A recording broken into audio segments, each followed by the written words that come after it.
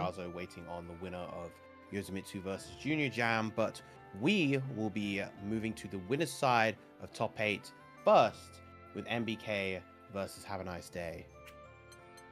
Yeah, I believe top 8 first territory is first to 2, right? Until we get to the finals. Yep. Okay, so let's see if MadBestKiller is still gonna stay on the Belial, or we may see the Beatrix pick. Who knows? Well, these players have 2 characters in their back pocket. 2 of the OG bad boys coming through. Belial versus Beelzebub. Long time matchup in the game.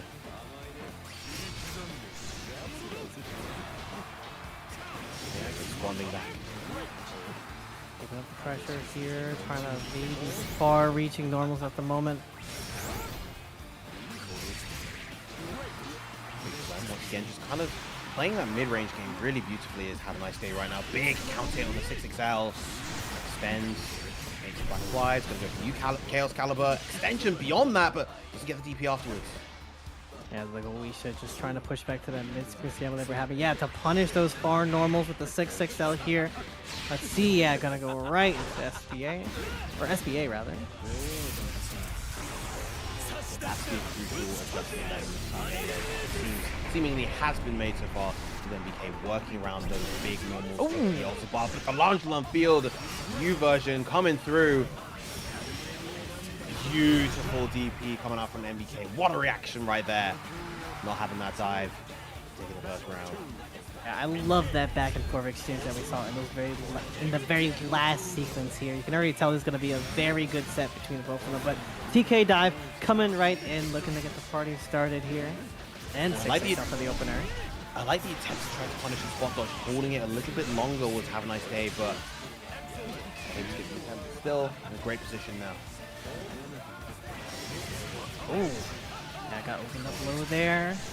See a nice combo open up here, but oh yeah, baits out the DP as well. Looking to go for the finisher here. You definitely have the resources to do so. Lovely, lovely safe jab set up right there from Havaniceday. Even though Bubs doesn't have the highest peak damage of kind of any position on the screen. That's, I guess, one of the drawbacks of this character. Is not quite explosive enough in a game that demands explosivity for the most part. But still, Havaniceday proving a lot of stability can go a long way. Yeah, brave counter to keep Havaniceday in the corner here, and very nice bait here, getting a very nice counter hit. Big shimmy coming out from MBK, gonna go straight into the FBA. Could have optimized that damage a little bit more had he gone for the close light RS, and then went for the close heavy, but still, we'll take that. Solid damage nonetheless. Yep, spending all the brave points here to get those brave counters off. DP once again rocking on the dive kick on in, trying to enter that chip damage territory, and Chip is going to claim the first game from Havaniceday. Very, very good stuff to MBK, just keeping it tight at the end right there, just whittling Hava's health down bit by bit. Just take the first round, first game. Yeah, Havaniceday still able to get a lot of these good openers with the 6XLs, playing very well with the fireballs at this mid-range here, but man, MBK just introducing the Goetia and catching the jump back. Really liking the use of the M crickets from MBK, just to kind of control different zones, make the fireball war a little bit tougher for Havaniceday. Oh. Almost could have been a very scary situation here. With the Karma. Beautiful spot dodge right there, but not in a position to really capitalize with that counter hit 6XL. Hava just getting just a few of these hits here, not finding these big combos that we need to close out this round against MBK. Yeah, he's controlling this range very, very well, but as you said, not able to get any big substantial openings. But that is one right there. Lovely use of the U-Black flies. Far heavy. It seems that's how we're just going to close out this round, perhaps. Just nickel and diming it. You know, okay with playing at this range. Having to be able to just take out the chip damage, and goes right in with the 6XL. Yeah, just taking a page out of MBK's book from the previous round. Just knowing the position that he's in and just choosing to disengage until the right moment presents itself. Now, of course, to that mid to long range game, using the projectiles. But again, MBK is ready for these dives. Hava just trying to up back with. Oh, wait a minute. Wow, that reaches it in combos like that. Oh my goodness. The counter hits. Oh, big punish on the BC as well. The BC attempt. Counter hit that far. H does combo into H Karma right there. Oh, lovely empty jump this time. Yeah, jumping right over the anti-air too. Just trying to maintain this corner. Both players are spending lots of these frame counters. Again, making fantastic use of those U-Black flies right there to challenge MBK trying to go for a fireball. And have a nice day, evening up the set. Yeah, have a nice day playing that game 2 out so well, especially with that slow pace round 2 that we saw.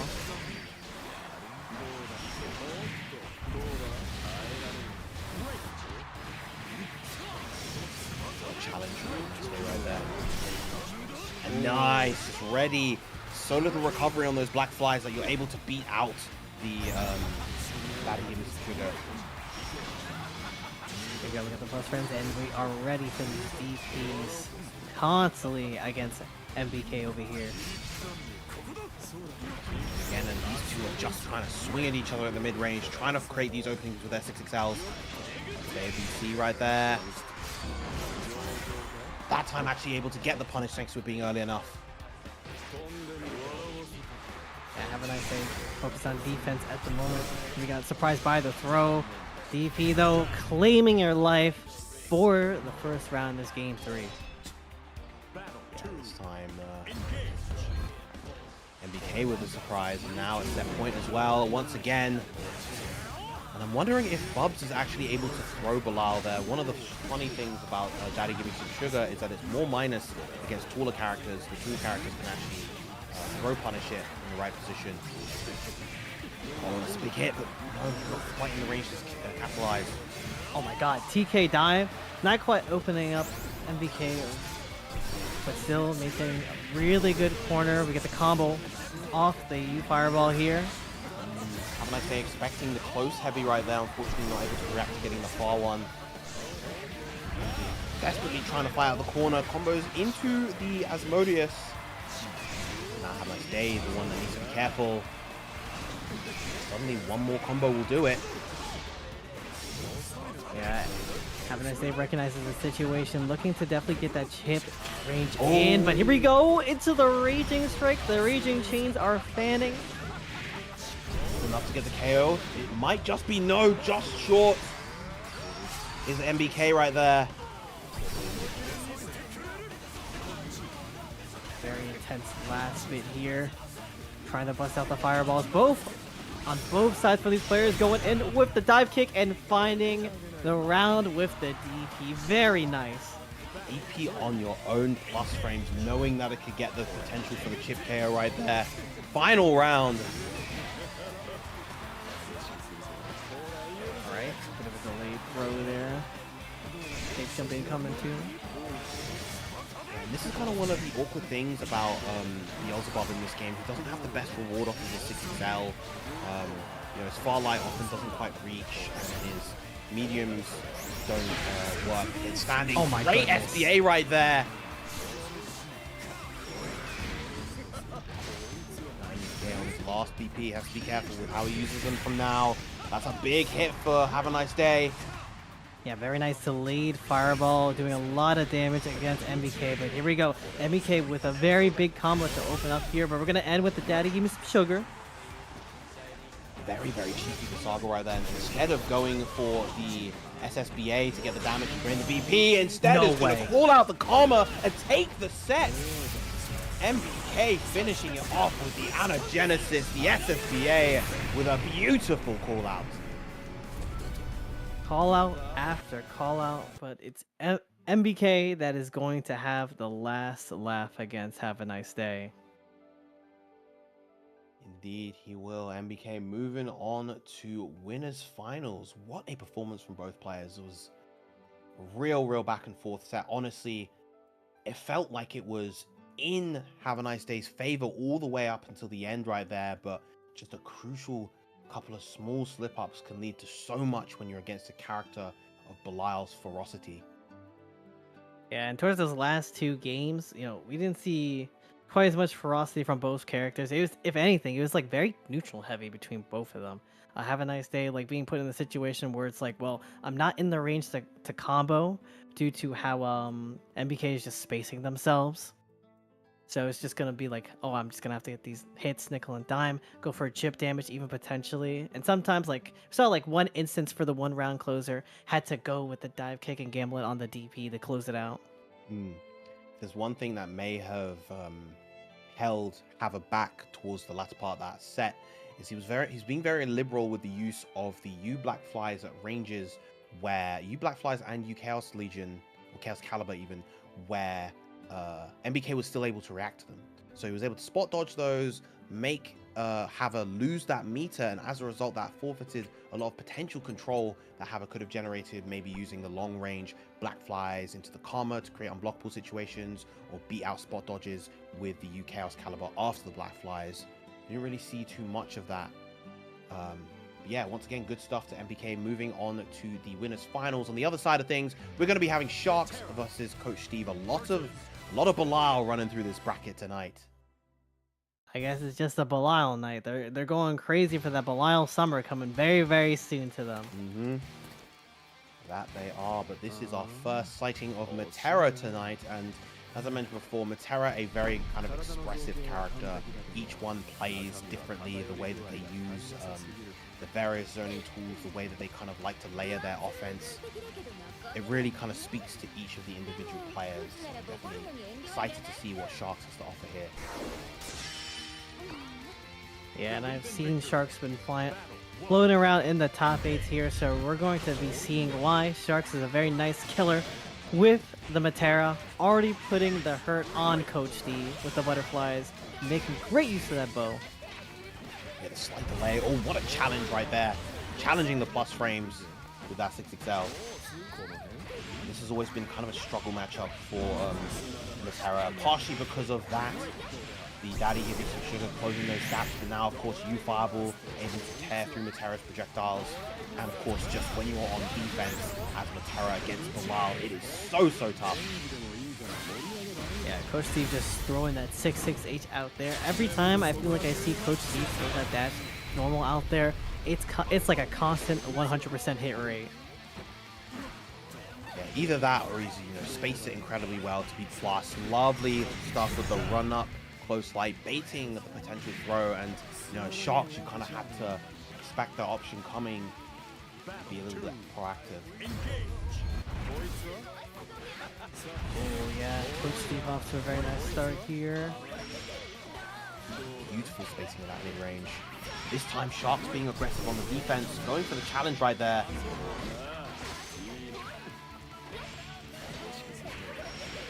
Yeah, finding a nice firm off the close light there. Trying to get very aggressive against Coach Steve so we can start those butterflies going. Start some of that pressure, and there we go. Good confirm into the Raging Chain. Hard knockdown, sets up another singular butterfly. Just gonna go for this. Ooh, what an air throw from Sharkz. Not even gonna mess around with the 2H. Instead, just gonna meet you halfway, get the grab for the win. One round apiece. And a nice 2H coming out from Sharkz here. Look at that punish. Trying to set up the butterflies, but the stance gonna put you a little bit closer to Metera.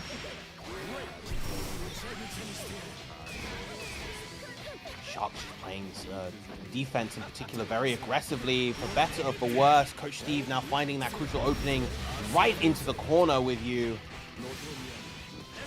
That combo woman achieved, going for the guard crush.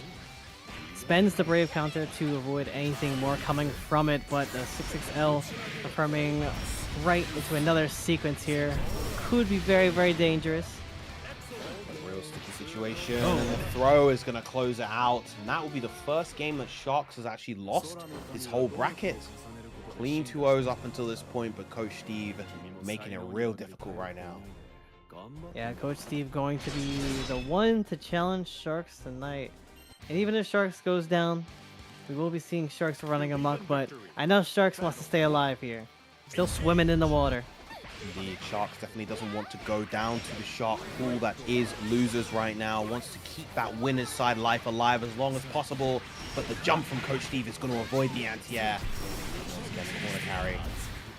One Asmodeus, two, and in for the third. No, instead goes for the 2L. Okay, let's see. Gets opened up by the close light here. Sharkz knowing how to find these close light confirms here. Go for it again, perhaps. 2M. All the way to the corner. Not sure. Yeah, he's close enough to get the far medium right there. Goes for the RSLC extension. Plus frames, of course. Real bleak for Sharkz right now, but Metera is a character capable of making these comebacks. Yeah, let's see if Sharkz can pull one off here. Spending the SB here, just going for the chip. Have at thee. Yeah, that is, unless you are just about in the right position or have already committed preemptively to like jumping over it or rolling through it, it's surprisingly difficult to punish SSBA at times, but didn't matter for Coach Steve, able to get himself a set point. And big anti-air punish coming out from Sharkz. Trying to find that space. Yeah, to punish these jump-ins coming on in. Just sending out these singular butterflies, not much more, doesn't need anything else. Wants to keep that butterfly as active as possible. Coach Steve finding his way under and getting a hit. Yeah, and there's the late throw once again, too. So Sharkz the channels, but yeah, spending the 50 meter for the reversal here. Ooh, catches him standing, but no confirming to the arrow, and a little bit too far for the Raging Strike as well. Gonna shave one of those off once again. Send the meter hit and finding the hit on the spot dodge with the close light. Very nice Shark. Shark's giving that crucial round on the board to survive.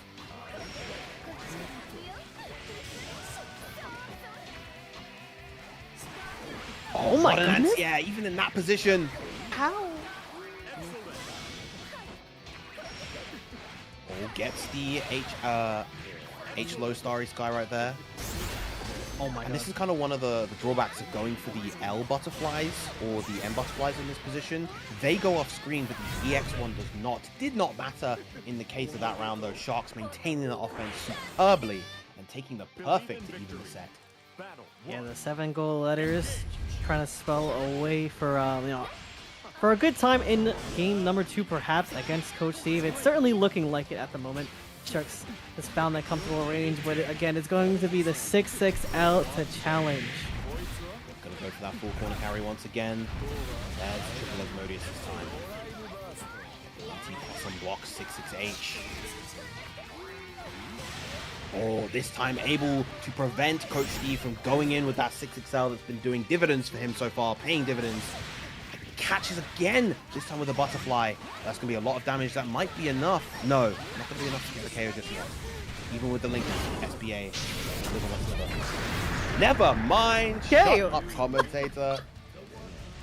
The extra damage from the link technical input able to close things out. Anything, Sharkz is showing all of us today here. I mean, even I would have not thought that could, but we're seeing that big anti-air punish come out once again. Sharkz putting on the aggression against Coach Steve. Yeah, and I think at this point, Coach Steve may want to consider just slowing down the pace of things just a touch in order to be able to fight Sharkz right now. Sharkz is just feeling so in control. Oh, that big 2M, that is a great way to start. Carry all the way to the corner and drain that BP with the FBA. After this, we got one brave point already in the corner from the SBA here. There's a safe jump incoming. Let's see. Coach slowing down on those aggressive offers, but okay, just finding the confirm into the Raging Strike. Very nice. Battle 3. Engage. Another anti-air, but rage right there.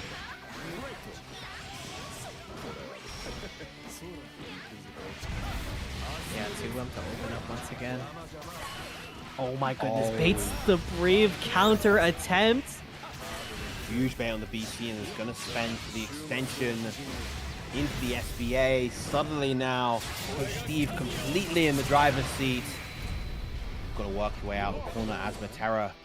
Do you have DP available at the very least? Very patient to throw out that brave counter there, but gets challenged on the mash. It looks like Coach Steve is going to be taking the set 2-1. He is advancing to winners finals, guaranteed top 3 for Coach Steve. That's got to feel great, particularly in the context of these events. You know, Sharkz have been looking really, really strong in the early part of that final game, but Coach Steve just reevaluating how he was going to approach these situations, jumping a lot less to approach, sticking to the ground, and it worked out really, really well for him. Using that EX fireball as well, and just timing those 2Ms to catch Sharkz trying to be a bit more active on defense. Yeah, and one thing that was very interesting from Sharkz was the implementation of the butterflies, especially at the mid screen. When you're giving Belial like a lot of that mid screen, he might use the stance, might use the fireball, he might try to approach 6-6L. Sharkz was being the one to throw out the butterfly and then be the aggressor and kind of just like challenge Coach Steve to like an RPS of like, what am I gonna go for? What am I gonna try and bait out for you? It was very interesting to see how Steve was going to respond in those situations. Yeah, indeed. That's always one of the most interesting dynamics of watching Metera and watching people fight Metera, how they adjust and acclimatize to her tools in the context of the game, and not just the tools but the players as well and how they implement them. Yeah, once again, good stuff to Coach Steve pushing forward into the winners finals, but we will be having some even more Metera action. And if you're enjoying this Metera action, of course, make sure to check out the match arena. Only 7 codes left. I mean, you guys weren't quite able to finish the codes, but you know, I'll forgive you if you're able to finish them off before the end of the stream. Once again, we have, you know, over 200 of you here, and I know all of you have not claimed the code just yet, so click the beautiful blue button. It's right there. It's shiny. It looks nice. You know, it also would be nice, you know, throwing maybe a bit of a contribution our way. We are very close still to hitting that $50 for that prize pool goal. I see the percentage that we got. It's 32.5, you know. Could inch a little way if you claim those codes for the match arena.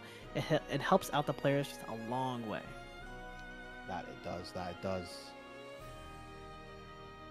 All right. So TenuredMule, after losing very, very early to Ryazo in most likely the 6th mirror, now making this huge losers run all the way to top 8, where we off against Nekotech in quite an infamous matchup. All the way back from the base game, this was noted as one of Metera's hardest, and I highly doubt it has gotten any easier in this game considering the sheer strength of Seox. But as a result, you know that Nekotech is plenty experienced in fighting this character. I'm a rising kid, so I can only hear of the horror stories from vanilla that people pass down. Yeah, it was a rough time when you're a character in the face of some of the strongest strike throw in the game, fast approach, and of course empty hand to beat out the projectiles. It's a real tough time on defense for Metera. That's it though. Nekotech taking the initiative so far. Yep.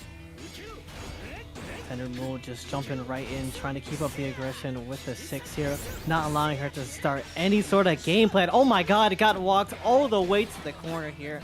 Not even looking for a way to spend a brave counter, just gonna hold on for it. Look for the mash on out. Taking all of those plus frames, but it worked out in Nekotech's favor right there. Huge interception, but unfortunate not able to get the follow-up afterwards. That brave counter is spent here, and then we have the arrows just trying to zone TenuredMule out here. Trying to get that chip damage as well, which would be nice, but there is the bait on the throw. Oh, that's death. Ain't no way. Oh, never mind. It's not death if you drop the combo. SSBA finish there would have been more than enough. Oh, He's no. going to be able to avoid this SSBA, but no, you can't spot dodge it that early. That is a very, very active SSBA. Nekotech taking that first round with the skin of his teeth. Yeah, going for a bit of the trades in projectiles here. Sharing the same brain cell, going for the run up throw as well. And very nice, sneaking out the parry on the triple attack. Oh, what a catch in the air as well with Gate Demons. It's going to be a lot of damage this time. Going to go into the SBA. That will be away. The Terminus. Oh, what a match coming out from Nekotech though. Yeah, matching on the TK Fireball, very tricky, and got the punish on the parry to go right into the SBA here. This is looking very good for Nekotech at the moment, going on in. So ready right there. Lost frames from the empty hand, of course. Wow, snatched out of the air. Nice roll to avoid. Oh, but the execution, actually, the thing winning out there. TenuredMule evening up the set. And Nekotech was ready to punish the Euleri just coming your way, but the E-skill being just so active, beating out Nekotech. The pickup from the aero-born hit of the 5U. Lovely roll coming out from Nekotech to avoid, once again, the Gate Demons. Great bait and parry, but not too much of a punish, unfortunately, from that position. Still just chucking these arrows on these run-offs. Yeah, very nice. Huge. Yeah, beautiful usage of the U arrow right there, but what an anti-air coming out from TenuredMule. Not even gonna reset. Yeah, a little bit too high to get the combo off of that dive kick for JU. Not an option you see all too often from Seox, even though it is a good dive kick. Great awareness from Nekotech right there, understanding the range and how it's punishable.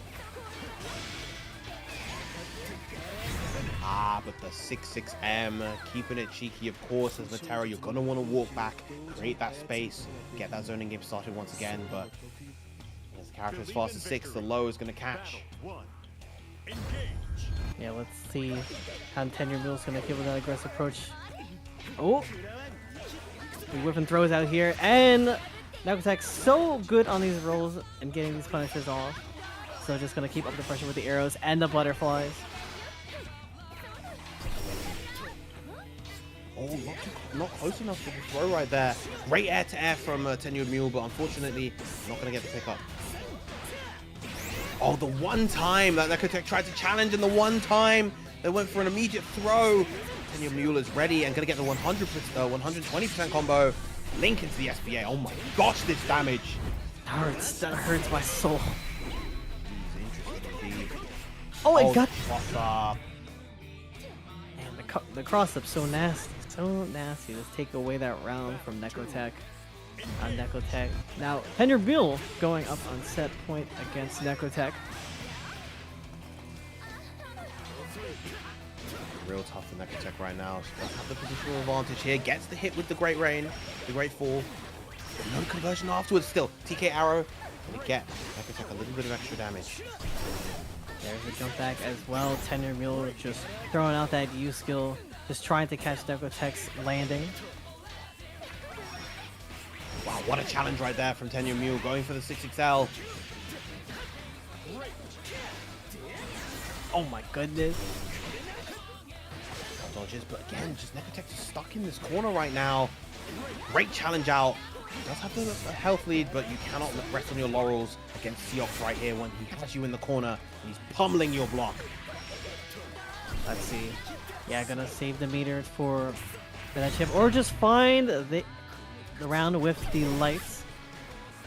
I love that little step back there from Nekotech to create that whip punish situation. Of course, Metera having a very fast back walk speed to complement her very slow forward walk. An Arxis Zona tradition. Nice 623H anti-air. There we go, just making a lot more distance. TenuredMule not able to get that U skill off. That's been punishing Nekotech constantly in this set. Yeah, Nekotech just finding all of these hits, just playing at this rhythm to make it really awkward for TenuredMule, not allowing him to establish anything either. TenuredMule trying desperately to just find that crucial opening, but Nekotech stone wall right now until that moment. Yeah, just choosing to keep on the defense too as well. TenuredMule is just running up, taking away that last brave point from Nekotech. Now this is where things get dicey, but we do have the health lead. It's a fake health lead right now. This is essentially an even game between these two. Uh-oh. Another throw will KO Metera right here, but the press ambitious from Nekotech. The stare down too.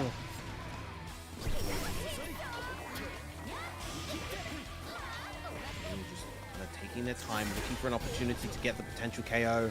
Are we going to see an AU execution? No, instead we're going to see the 6XM that has been working so well, and TenuredMule is going to take this 2-0. Yeah, TenuredMule taking a 2-0, eliminating Professor Nekotech from the bracket, who was finding her stride at the very end, playing on a very good rhythm, like you were saying, between finding these hits, challenging TenuredMule's approaches, use skills, but in the end, you know, that intense stare down, TenuredMule was the one to make moves with the 6XM. Yeah, Nekotech just kind of standing up a lot with her back to the corner, and TenuredMule wising up in that situation, just getting the 6XM, of course. But yeah, it's tough. You know, fighting your way out the corner without taking crucial risks, especially when you don't have any BP to spare, as Metera, can be a real tricky time, especially against a character who has such a large threat range as Seox. You know, when he has that meter, the execution travels so far. He's got Gate of Demons to engage in the air, and just it's really, really scary. But once again, TenuredMule going to advance. And for our next loser side set, we are going to be having Ryazo versus Anpan. So another 6 returning to the stream. Anpan, we have not seen at all tonight, actually. Yeah, I hear they've been running through the bracket with the Jita, putting on quite a show, taking out Artorias later in the bracket. I think Artorias, as of late, has been trying out the Catalina. I know last week's WASD did make the run to top 8 with the Catalina, so might have been the case this week as well. And yeah, Catalina, definitely a trickier character than Siegfried, not quite as strong, but still capable of doing some damage. Next time I see Artorias, I think I might have to just ask him what's up with the Catalina pick. I feel like that scrub David told me about it. Yeah. You know what I think it is? I think it's future proofing. I think it's future proofing because Siegfried is a character likely to get nerfed. You know, the outcry has been loud and vocal for quite some time, and Catalina has always been ever since season 2 of base Granblue, after the big set of nerfs she got going from season 1 to season 2, the characters only really receive buffs for the most part when it comes to these balance updates. So I wouldn't be surprised if Catalina was another character targeted for buffs, and so, you know, might as well get that at the ready going into the next version of the game in a mere matter of weeks. Only 3 weeks away it is. I utterly cannot wait. I'm hoping UL gets more buffs, please. I'm kind of suffering low-key. I just want a little bit more something to my mid screen. That's all I hope for. Maybe a little bit more damage. Well, they seem to be giving a lot of characters mid-screen damage. I'm personally I'm actually more on the nerf side of history, but I don't think that's the design direction that they seem to be taking right now. But you know, I'm coming from the base game, I've always been a fan of that sort of power level. Rising kind of rose everything up true to its name, and it's been intimidating for an old man like me. But you know, it's also been quite fun. There's also been plenty of fun to be had, and the fact that the scene is constantly growing is a testament to that. Anpan on the Beatrix instead of the Jita versus Ryazo, this time going for the sheet, the Anila. Yeah. Someone who was buffed previously with more of that mid-screen sauce that we were just talking about, and Beatrix, you know, got slapped around just a little bit from the emergency patch that we saw, but she is still definitely a character not to be taken lightly. She is incredibly strong still, having Delta Clock in her tool set makes her so good. Yep. Believe in victory. And again, she's just a very well-rounded character. Fast, great damage output, great corner carry. Ryazo starting off strong with that 2U at the round start.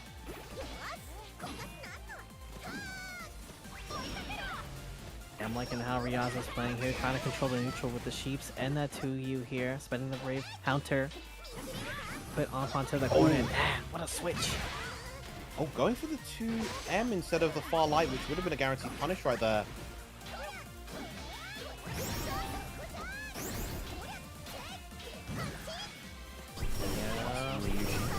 The M sheet. Ooh, gets caught.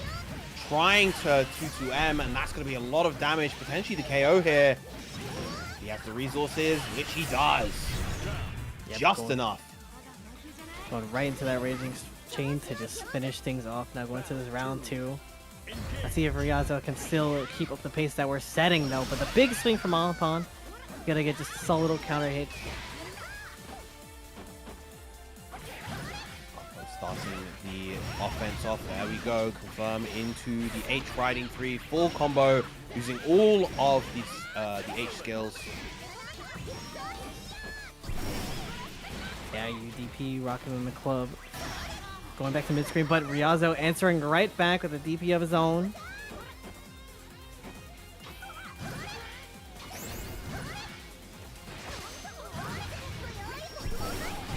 Ooh.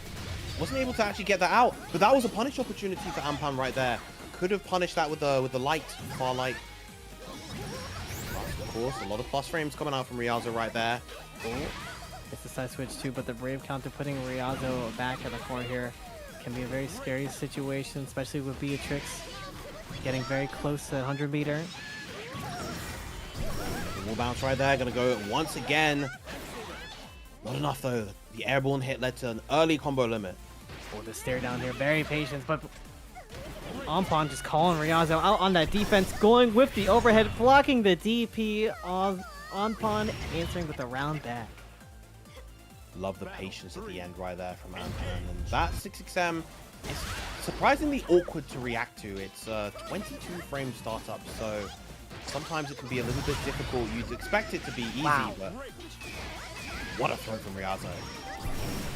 Very interesting clash that we just saw there, but Anpan, yeah, blocking the HDP from Anila at the moment. Ooh, oh, get the times the close heavy.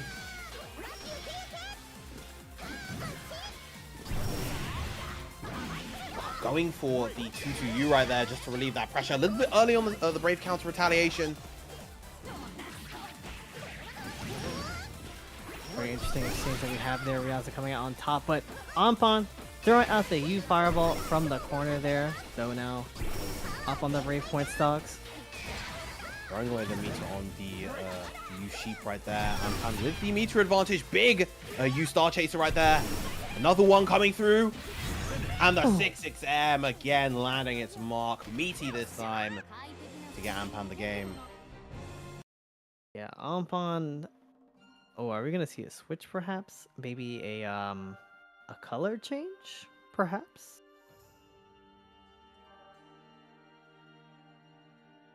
Or swapping, of course, to the Seox back to the tried and true. The tried and true. Oh, or no, not? instead we're getting Or something not? a little crazy. We're getting something even crazier. Avatar Belial, a character among the rarest to find within these brackets, but incredibly fun to watch if he gets going. I can only think of like a single Avatar Belial player that's pretty damn good. Yeah, and I've certainly never seen Ryazo's Avatar Belial, so this is quite the treat. Well, we'll see how it matches up against the Beatrix. Just gonna let the intros rock at the moment.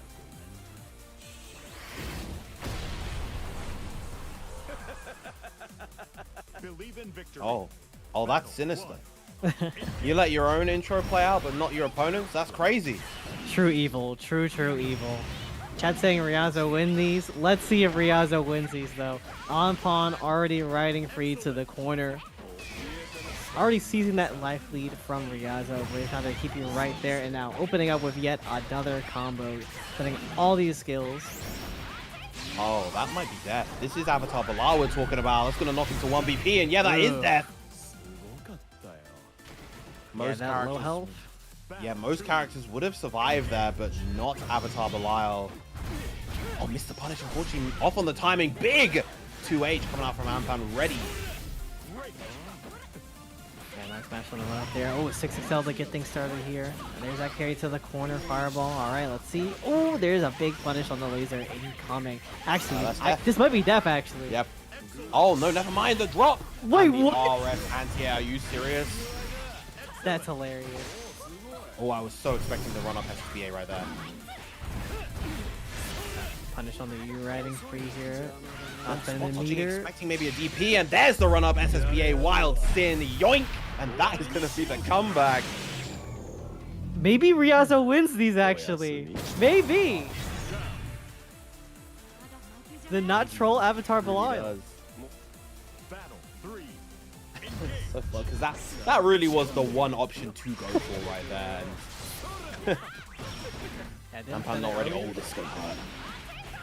Her a lot on the whiff DP. Oh, got that frame is plus trap. there, yep, and that is probably no again, not extending to get the SBA combo. Let's see, you give Ryazo a chance. You gave Ryazo a chance last time, and we saw something big happen. Built the 100 meter. Let's see if we're gonna spend it on anything. You give Ryazo an inch, and he might take the mile. Tech on the throw. Watch out for the 6XM. That is something to consider. Oh, goes for the drill, but no, doesn't get the capitalization afterwards. Big drop right there, and Anpan is gonna take it 2-0. Could have been so huge, so huge off the drill. This was yeah, a very interesting set to say the least that played out. Ryazo's gambit, especially in the second round, was definitely one for the WASD books. Yeah, definitely. That is I mean, you kind of got to see just why Avatar Belial isn't seen too much. That low HP in this explosive high damage game is just terrifying to have to deal with. Unfortunate drop right there at the end as well. That might have led to something special, but not going to be the case this time.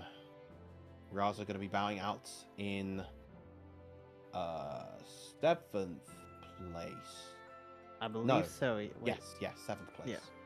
Very respectable showing. We're gonna be moving up on the bracket here. Moving up to Havaniceday versus TenuredMule. So we're gonna be on the 6th versus the Bubs, as we've been seeing the whole night. Havaniceday not busting out the Jita whatsoever. Indeed. But speaking of which, we might as well throw it to the match arena before our players are at the ready. Only 3 codes remaining. And again, that shiny gold button for direct contributions is enticing and beautiful. I might make my own right now just to support the pod. You know how it is. There Support are the 3 codes left. 2, well, actually, yeah, still, yeah, 2 codes left at the moment. We have 2 left. Don't make us hold you hostage at the end, chat. We have 2 codes. As Viram said, that button's so shiny. It's so shiny. You want to click it so bad. Indeed, it is a beautiful button. 2B versus Oh, the Oh, we're getting 2B. 2B. Now, I know that 2B is kind of a mainstay in a lot of these NA brackets, but usually it's people like Laid Way Back and Vermilion, but the TenuredMule 2B is not one that I'm all too familiar with. Big hit with the hammer right there.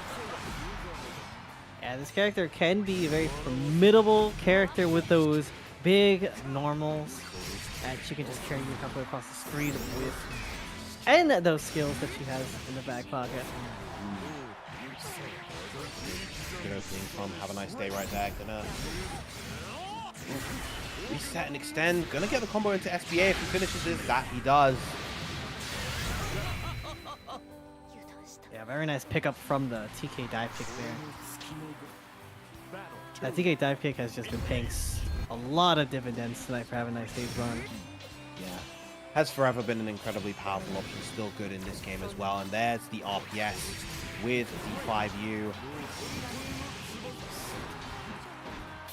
Havaniceday just trying to keep on the aggression here. Dive kick still getting you right in against TenuredMule, which is where you want to be, right up and close, right up and close with, yeah. English hard, man. It is hard. Word hard. Not gonna get the follow up with the Yukama right there. Trying to create some space. Plus frames on the Karma, of course. There's the dive, but Whiff punishes it beautifully with the 5M. Yeah, not exactly having the range here. You're just going for the safe enders. And oh, I guess frame trapping just a little bit with the laser there.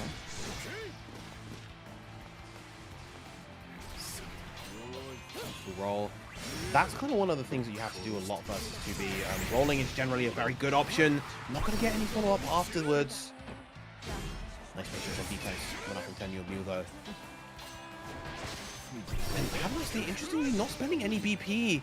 Could easily kind of BP these interactions, but instead just spaces around those normals, gets the KO. Yeah, I imagine just like wants to sit on top with the resources, playing at a very comfortable range.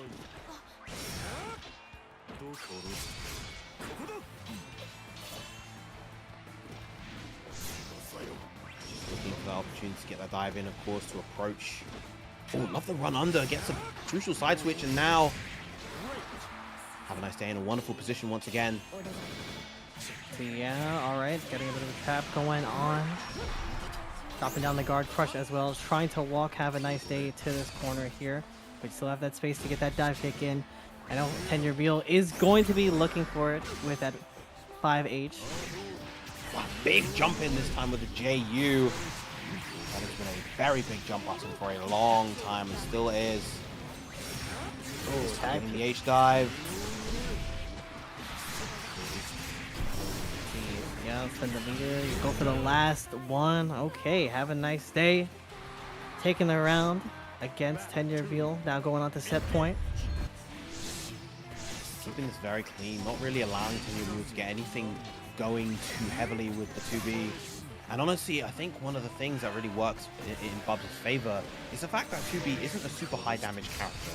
You know, Bubs himself, not the highest damage. And so when you're able to kind of play this longer range neutral, you kind of have the edge a lot of the time, I feel. Yeah, but here we go. Let's see if TenuredMule can start something. Has the float attempt and gets the overhead on in. Have a nice day. Go for the throw instead of the fuzzy mash right there. That is something that you almost always want to try to fuzzy mash. Delay mash is very, very strong versus 2B when she's going for those setups. Lovely anti-air coming out from TenuredMule. Big back throw for Havaniceday though. His pickup was nice, but his pickup is definitely nice for Hava right here. Looking to take things with the SSBA. There's no brave points on TenuredMule at the moment. Is this going to be enough? Not just yet, but one throw will do it. TenuredMule has to be very, very careful. Wow, she's on the wake up right there. Again, just so kind of active in terms of trying to press buttons and contest. The Seox player, Jeans, really coming through in full force, but unfortunately biting him in the ass. As a result, have a nice day. Gonna take the set 2-0. Yeah, the Beelzebub moving forward on in the bracket, which we will see the outcome of who Havaniceday will square off of against Sharkz and Anpan coming up very shortly. But man, TenuredMule wasn't able to get a whole lot started with the 2B, which is very unfortunate to see. We saw like one corner situation when we did have that one corner situation. We saw the instance of the parry, which is very good for frame trapping, allows brave counter attempts. That it is. Yeah, it was only really one particular instance where I felt like TenuredMule had a lot of momentum while having a nice day in the corner, you know, getting a lot of damage, getting a lot of crucial hits, but unfortunately not able to really take it all the way. And that's kind of what I was saying about 2B. You know, she is a powerful character, but I wouldn't call her an explosive one in the context of this game. She's one that kind of applies a lot of strong pressure through her big mid-range buttons that are very difficult to contest. She kind of chases you down. She uses a lot of kind of layered special cancels to make it difficult to find opportunities to attack. And as a result, she kind of builds up gradual hits from there. But we weren't able to see too much of that. And as a result, Havaniceday taking it to move on. Good stuff. Alright, see, we're clowning around the lobby over here. We're hitting the setups. You guys Flopping are around hilarious. with a big shark. Shout out to the Also- Battle Pass shark. But the real ones have the fish. The fish Also- from Granblue's. Oh, that's right. Oh, I love the fishes. The fishes are so funny. The fish is so good. Speaking of good, of course, we're going to have two great players coming up.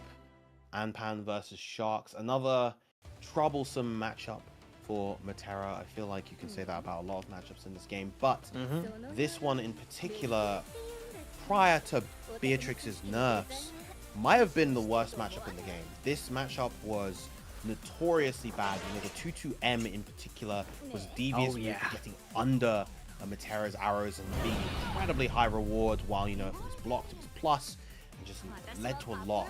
Put Beatrix in her ideal range. But that wasn't even the only thing. That was just one big component of a larger pool of really, really tough options for Metera to deal with. Much more manageable now, but still difficult. But you see Sharkz, of course, using those low-hitting moves to keep Anpan at bay. Yeah, I can see Anpan like try to use those that dive kick attempt, like those riding freeze, but Sharkz have been doing so good at just playing at this range with the butterflies with these arrows, especially that long sweep that Metera has. Oh, big catch with the butterfly, with the EX arrow, excuse me, right there. It's going to convert into all that damage. Battle 2. Engage. Yeah, big anti-air coming out. Oh my god, just walks you to the corner as well. Yeah, there are specific situations where the corner carry of Metera is particularly notable. One is off of the anti-airs and the other is off of the butterfly. As long as you're able to work around those, corner carry isn't all that stellar, but a great spot dodge. Sharkz feeling himself a little bit too much right there. Now it's Anpan's turn to apply the pressure. Yep, that is definitely what Anpan needed to get out of that corner now. Finding two grabs here, but still, I can see Anpan wanting to hit that riding free, or, you know, to get with that H skill there, the clock. Still not capitalizing fully.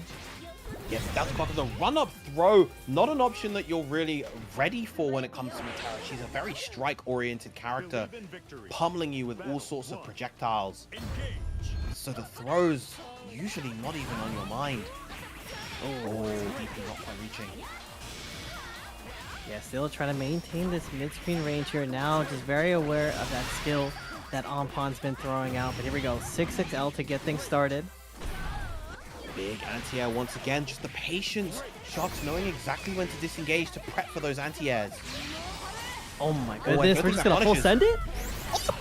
Yeah, no, that far light has such low recovery that you're not going to get the punish there. Look at the pressure coming out from Sharkz right now. The 6-6M. Oh, what a block on the DP. This is going to be a lot of damage. Next hit might be it. The Delta Clock. Important tap right there. Now this is super scary for Sharkz, but gonna find the round out with the chip damage going in. Battle 2. Engage. 2Ms again. Just these 2Ms are doing such a good job keeping Anpan at bay. I think Anpan's going to need to kind of work into that mid-range a little bit more and then use that far heavy as well as those U star chasers as well. I think once Anpan like gets comfortable, it's like, oh, when Metera just throws out a arrow or something, just gonna throw out the Star Chaser to try and find some space. But it seems like Sharkz now beating out the Star Chaser there, finding a very nice punish. Oh, that's unfortunate right there. So using the U butterfly right there, that is specific to different characters. Jesus. The BC chains don't even allow me to speak, and Sharkz just taking the set. Beautiful stuff. Shark's like, sorry, we were going too fast for this. You cannot finish your sentence, your thought, your no nothing. But you can finish it now. Yeah, indeed. The U butterfly punishes are exclusive to specific DPs. being able to go for that and then choosing the button afterwards is dependent on how punishable the DPs are. Beatrix is one of the more punishable ones on block, so she can go for the 2-2U straight into like a close medium. Against some characters, I know for Percy's, for instance, the stock DPs, she can go for a heavy button afterwards and get a maximum damage.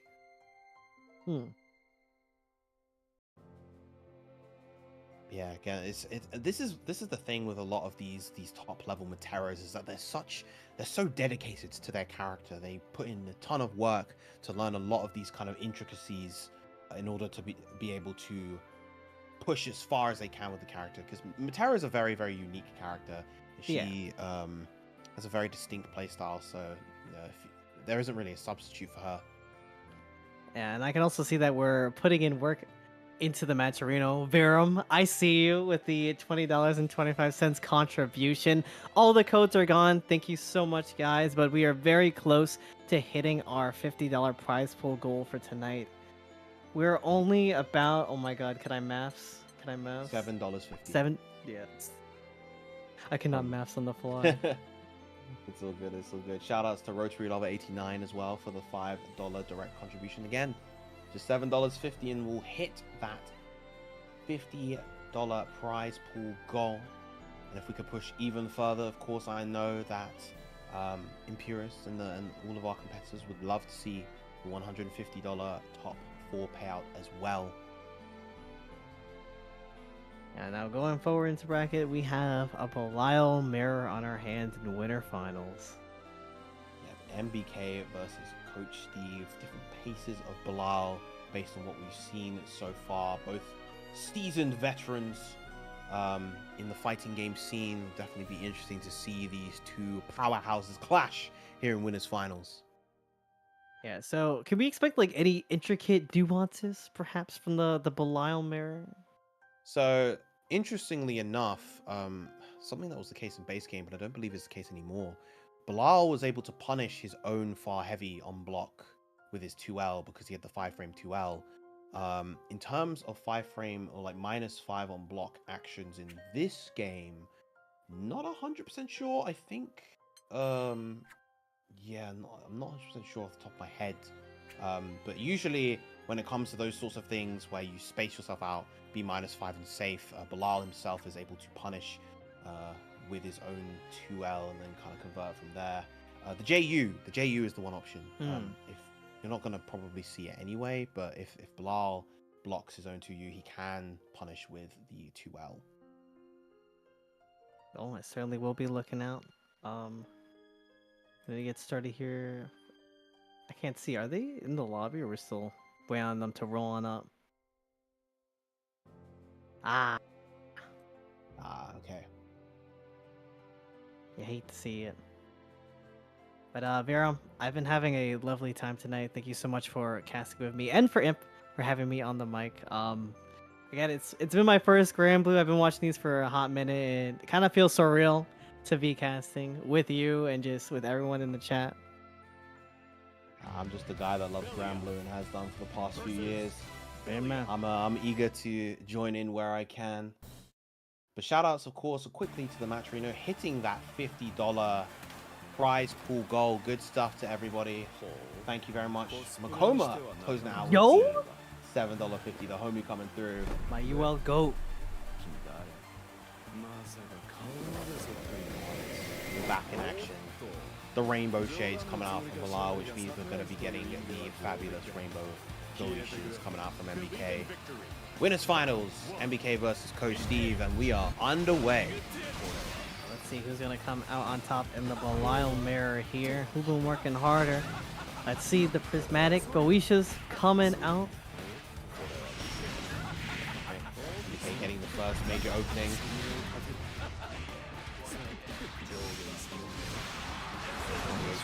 Neither of these two going for any kind of unblockable. Cheese gets the easy confirm with the 2M. Gonna convert into the Alright, still keeping the corner here. Not gonna see you down a brave point and going for the safe jump with jump heavy. Trying to get in the throw, but we find the round with the 6-6 up. Actually trying to fight his way out of the corner, most likely with his own 6XL, but MBK just a little bit faster on the trigger. Nice whiff punish, 6XL gaming with full force. Oh, there's the challenge with the 2L with the 2, or 2M with the 2L. Yeah, of course, that's another thing that Belial can do. You know, most 2Ls are 6 frames, but his being 5 means that he can contest his own 2M to 2M pressure. Lovely punch, spot dodge. 6XL trying to walk you all the way to the corner here. Keeping me to this time. Oh, tries to whiff punish right there. Yeah, Coach Steve just trying to find these 6XLs, but the Goetisha's just stomping him dead in his tracks. Again, little counter poke with the far light. They're not leading to much right now, but the concept is there. Great catch with the 6XL in the mid-air hit. Got to keep this combo a little bit shorter. Oh, his combo limit doesn't realize. Good stuff on Coach Steve to capitalize. But he can't commit to the second hit of the triple attack because that was an airborne hit. This was off the limit hit earlier. Yeah, very important to recognize in this situation, not get lost in your autopilot. So Coach Steve gonna go up on the round here and making a great case to take this first game already in the corner against MBK. Oh, the double 2M again, doesn't even really need to hit confirm that. String is powerful enough as it is, and this time Coach Steve looking incredibly dominant in this round. One more hit should do it after the lemon is on. Let's see, we're gonna go for the safe jump here. No, backdash to bait away something. Throw for MBK, watch the pressure now, going for the MDP to be a little bit tricky. Coach Steve taking it with the 2L. Yeah, I like that little attempt there. Maybe thinking that Coach Steve was gonna go for like a delayed grab, but no, just snuck in the 2L to close out that first game. Now, moving on to game number 2, we have MBK, you know, starting the pace off that we've been seeing from that first game, but Coach Steve with a phenomenal challenge. Has the meter to go for the U fireball extension as well. Get a nice shot for corner carry. Take those plus frames once again.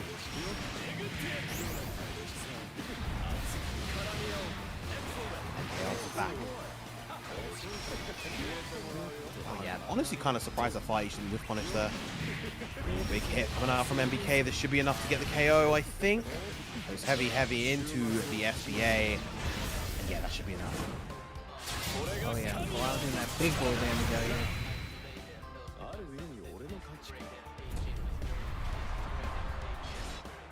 Battle 2. Engage. Okay. Seeing the stance now coming out from Coach Steve.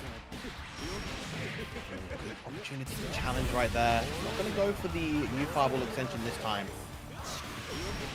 Oh, big fire heavy. And honestly, just a lot of what this mid-range comes down to, this mid-close range, is just who is a little bit faster on the trigger and who is ballsy enough to go for the challenge. Wow, goes for the 5U. Gotta give me some sugar indeed. Alright. We're getting frame trapped. This is going to hurt quite a bit here. Even gonna drain the BP from that range to space bar medium. Still close enough to get the BP drain. Coach Steve. Rough. Brave counter on that here. No anti-air on that jump out of the corner. Coach Steve able to turn the tides, getting the corner here.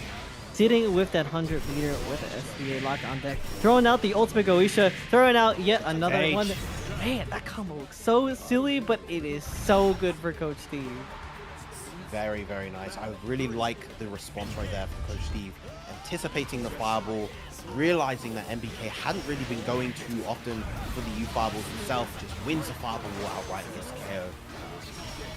You're barely missing out on the whiff punish on the 6XL right there.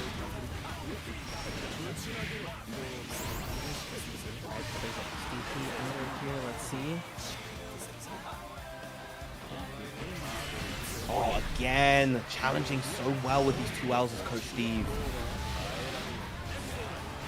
Alright, backs away, tries to shimmy a little something, but goes right back in with the 6XL raging chain to go all the way to the corner. This is quite scary for Coach Steve though. Lovely use of the Vasaga right there. Oh, tries to be cheeky with it. Cheeky, and it cost him the round though. And it's rare for Coach Steve to be cheeky like that as well. He's usually a very kind of stable, conservative player when it comes to playing Belial, but got a little bit too freaky at the end, and it cost him. And let's see if MBK is going to match his freak at the moment. Trying to walk him all the way to this corner here. Trying to look out for that 2L match that Coach Steve has.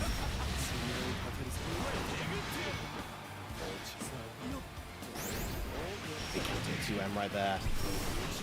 Not all that MBK pressure. Coach Steve finds the answer to get out the corner. Yeah, DB punish on the 6-6 there. DB to answer right on back. Again, just these 2Ms. A lot of it just comes down to who's that little bit faster on the trigger. And that time it was MBK. Oh, Again, the 2M counter poke, the 2L counter poke. Yeah, just Raging Chain to just completely end off the round. Now this is first of 3, so we do have quite a bit more games to play around with.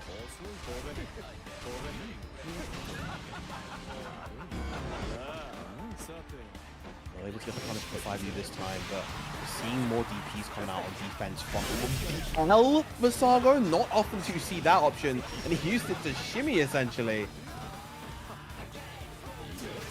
Oh, lovely with punish. Busting out all the tricks at the end here for winter finals. Safe jumps. Oh, but the combo response from MBK. Get all that corner carry. The SP is so good at that. Even game, but not even in the resources. Yeah, you see actually now MBK is structuring his pressure a bit more around the 2L, the 2M after, sorry, the 2L after the 2M in order to trap those counter pokes from Coach Steve. Yep, and he's gonna go right into the Raging Chain and close out game number 2. Now we're gonna have to see how Coach Steve answers back to that restructured pressure that MBK was throwing in those corners, because those 2Ls kind of not hitting the mark at the moment. Challenge right there.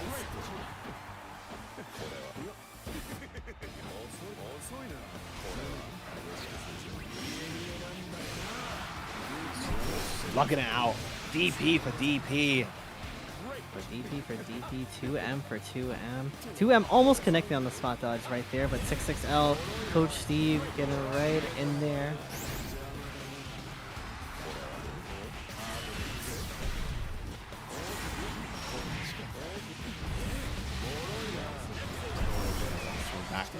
Trying to take those plus frames. Now only 1 BP on the side of MBK. He does have SSBA available though, and it'll do a ton of damage, but a challenge from Coach Steve with the 2L. Yeah. Coach Steve still establishing that option is so good, and he's so good at confirming that 2L into the Raging Strike there to just close out a lot of these rounds. And here we go. Set the pressure from the plus frames there, trying to find the 2M from these 6-6L attempts. Tick throw this time coming out. Big 6-6L. He's going to build the meter to 100 as well, so he's going to go for the extended combo into the SBA. Yep, no combo limit to stop you. Just get him lit up. Alright, let's see if Goishes. One more hit and one more round for MBK potentially to take this set, but again the challenge with the 2L. This is a tough situation. Goes for the run under. I like that a lot from Coach Steve. Gets a counter hit on the 2M. What a very nice reset from the 2M side swap combo. Coach Steve putting it all on the table at the moment. Uh-oh. Spot dodge coming out and the close, heavy anti-air. Lovely awareness from MBK. 1 round away from moving on to the winner's side of Grand Finals. Yeah, throwing out the Goishes to start off things with. Not really going for those 6-6Ls that we've been seeing.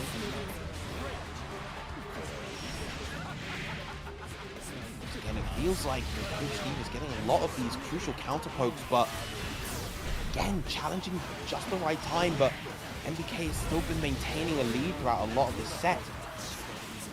Beautiful anti-air. And they're gonna walk you right into this SSBA. MBK just playing it safe, not going for anything too fancy. Still has the corner. And now Coach Steve on that last brave point.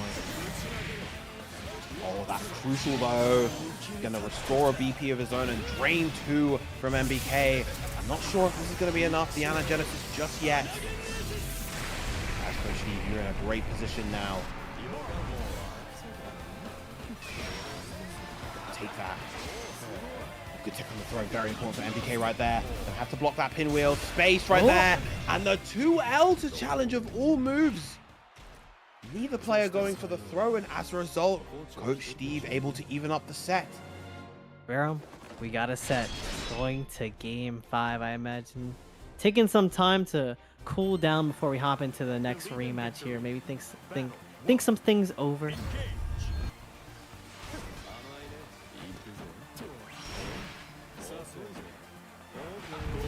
Wow, counter poking in between the hits of the far heavy. Steve just looks far more comfortable now. He's making a lot of key adaptations and just answering a lot of what MBK wants to do beautifully. And there's Mad Q going for the 2L to just poke MBK into the corner here too. M counter hit. Oh my goodness. Realized he didn't have the resources quite to go for the Raging Strike, Raging Chain basketball to KO, and now Coach Steve at set point. Yeah, kind of a turnaround from that situation where MBK was up. But here we go, ultimate, or H go Wisha, put on the plus transmit. MBK's trying to keep him close. Once again, Steve has been on the money with a lot of those.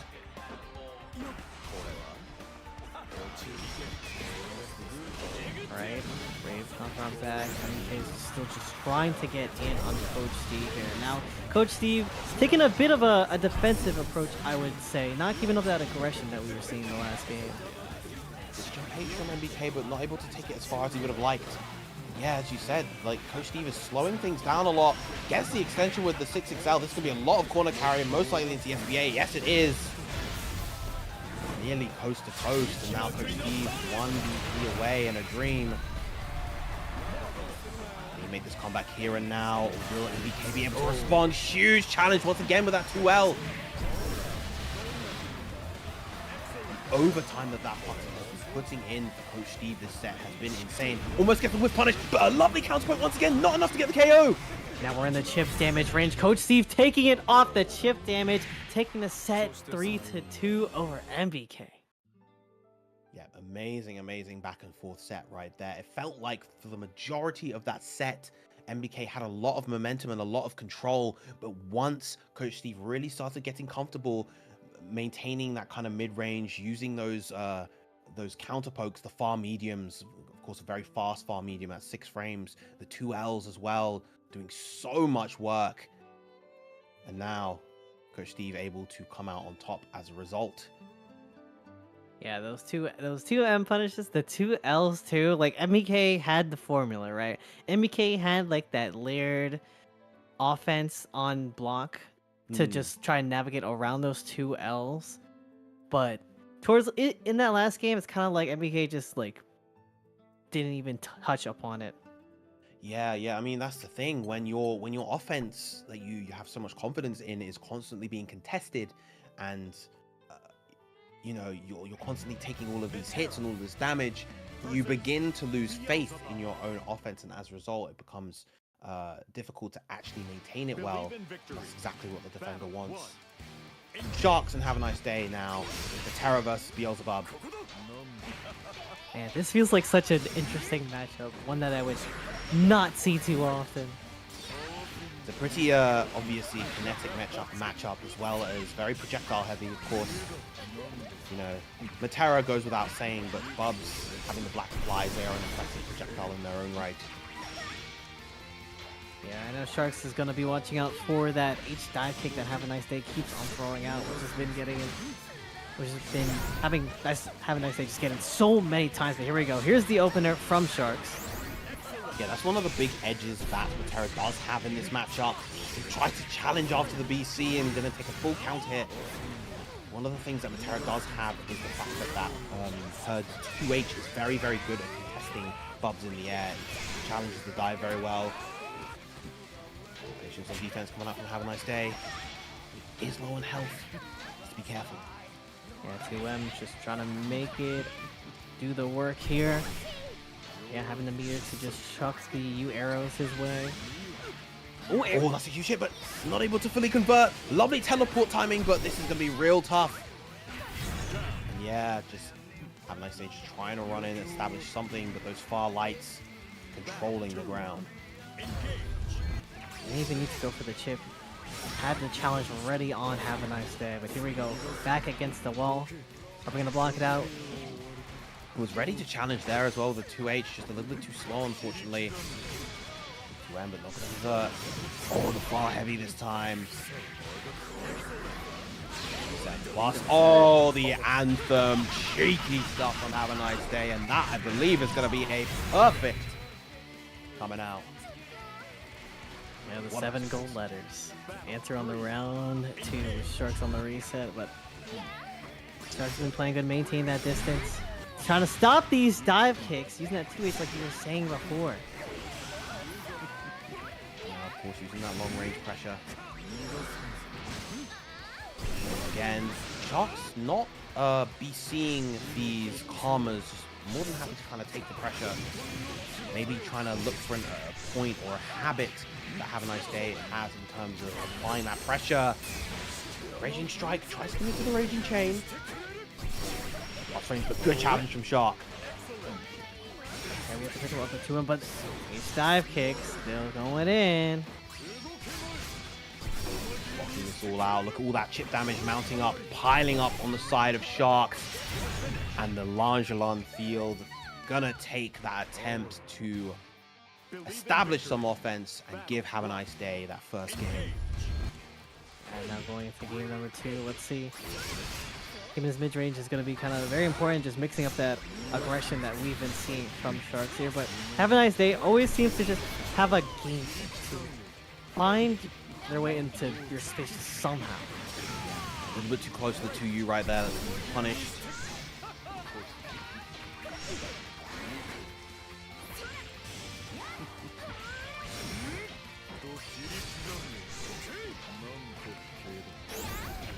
Feels like Shark's having a much harder time now, really creating those openings that he's doing such a good job doing before. I think the usage of the 2Ms is somewhat messing him up at times.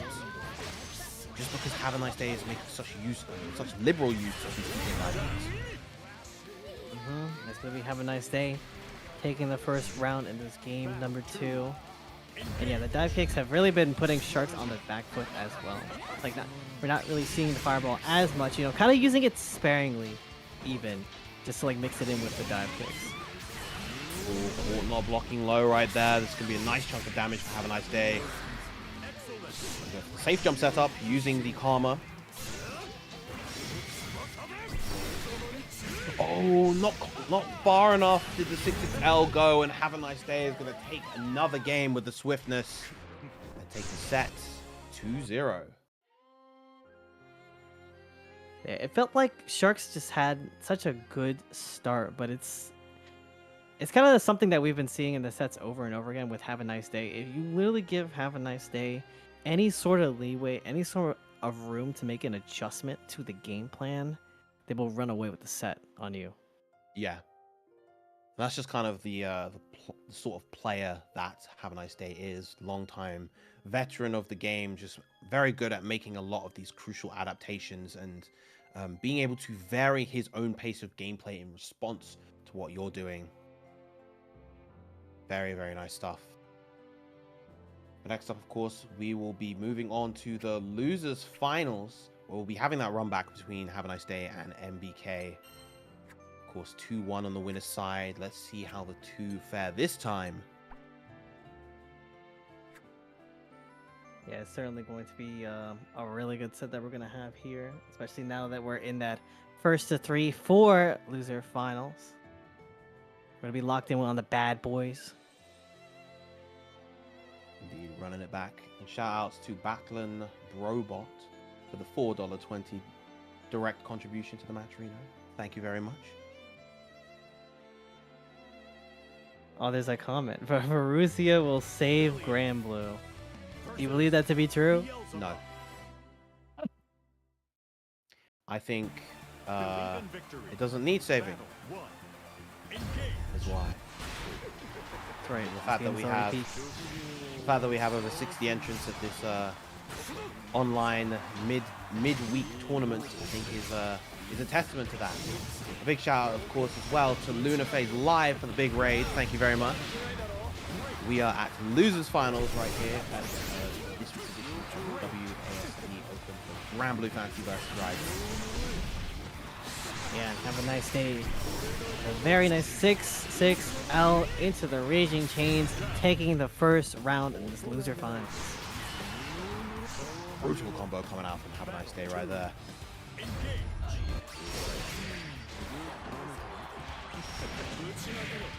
Oh, lovely delayed 2M this time. MBK answering back with ferocity.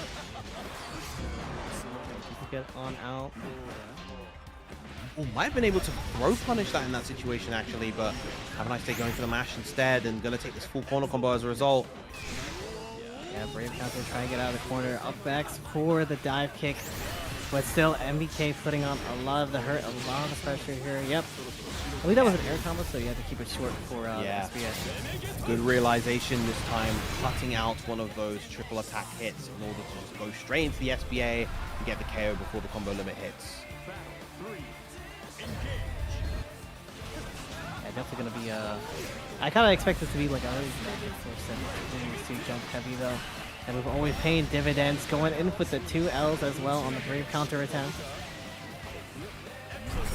Oh, going for the unblockable. Good awareness from Havaniceday to be able to BC it. And get the airborne hit. No! A little bit too slow with the 6XH.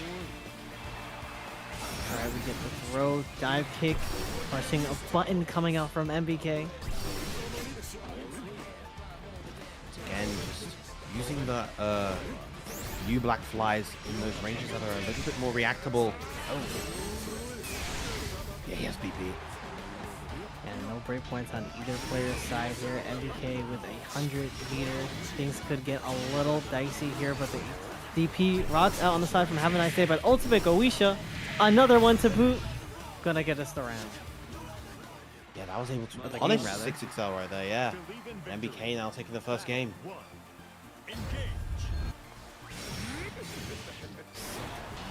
Dive kick, already getting things started, punching a button, and already committed to the fireball, so a very tough situation. And DP block too. Ooh.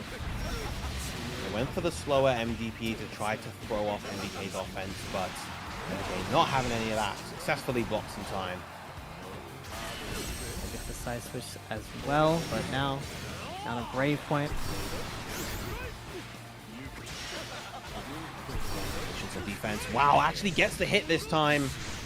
Not going to be a ton of damage because of the BP as well as that move being on cooldown. One more hit should be enough though. Look at that chip damage. That's a lot of chip there. Brave kind of stay in the corner. Yeah, that was kind of a checkmate situation with the amount of skills that Havaniceday had to their disposal. Yeah, MBK would have had to commit very hard to something risky like a wake up SSBA. What an anti-air versus the TK dive. That was heavy coming in. Oh, yeah. Jumps over the anti-air coming out. Now we get the side switch. And we punish the daddy. Give me some sugar with the UDP. Very nice. And now this is where Havaniceday has been feeling very, very comfortable. This corner control that he's been exerting throughout this whole set so far has been incredibly strong. And this should be enough to take the game. And that it is. We are now 1-1 apiece. I cannot wait to see this set just go on for longer. Inconsiderate. One of your commentators knows. I'm so sorry. I'm so sorry. No, that's like but you already understand. The players. These gamers, though. These gamers are gaming. They are doing a fantastic job so far. Yeah, MBK with a nice 6-6L to walk Havaniceday to the corner, but we're not gonna have any of that. BC for BC. Ultimate Goisha, but there's the SSBA. SBA just beating out the fireball right there. Beautiful stuff. Oh, big jump past the Karma and a great spot dodge against the BC as well. Jimmy to try to bait a BT or a brave counter attempt. Nice. Checks with the 2L this time, and that's going to be a lot of damage. Yeah, Hava spending that brave counter there. Not able to completely pick up from the fireballs though, but it's okay. Yeah, those U Karma follow-ups have not been working in those positions. Big U Chaos Caliber though. Wow, the throw on Wake Up. We're taking it back multiple layers and just going for the A rank special. And 6-6M to start things off with. Okay. Changing things up in the game plan. Big counter 2M right there. Crouching counter always feels rough to get hit by. Oh, Asago doing it nice and early to make it a bit more ambiguous. Dive kick to get right on out of the corner here. Gonna make MBK hold the DP and these plus frames, but ooh, caught something trying to come out. Yeah, the U-back flies once again. Working nicely so far for applying the pressure. Have a nice day, but that time not going to work out. It's going to get opened up all the way to the corner. Keep the combo nice and simple, straight. There we get on. Yep, back and forth. Game number 3 we have here. We know Have a Nice Day has been had a really good time in that that first set they had. He kind of like nickel and diamond here, but has been able to find a lot of those combos though.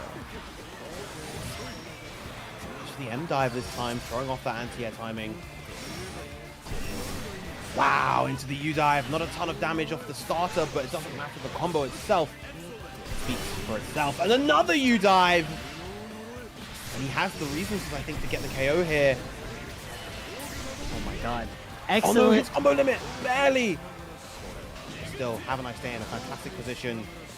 One more little bit of chip damage. Overzealous with the FSBA. Have a Nice Day, taking the game 2-1 so far. 2-1 up, and also shout out Dovingly for the raid of 38 over there. Coming from the BlazBlue Central Fiction bracket. Good stuff, good stuff. We are reaching the home stretch of our Granblue Fantasy versus Rising bracket. Will he Beatrix? Yes, he will Beatrix. Yes, he will indeed. Believe in victory. Battle 1. So this is the Beatrix I was kind of expecting. When he busted this out in a grand finals between him and Senpai Spider, so. Not the first time that we're seeing the Beatrix, but the Beatrix was looking amazing. So we're going to see how it fares up against the Beelzebub. Ryan Free going in.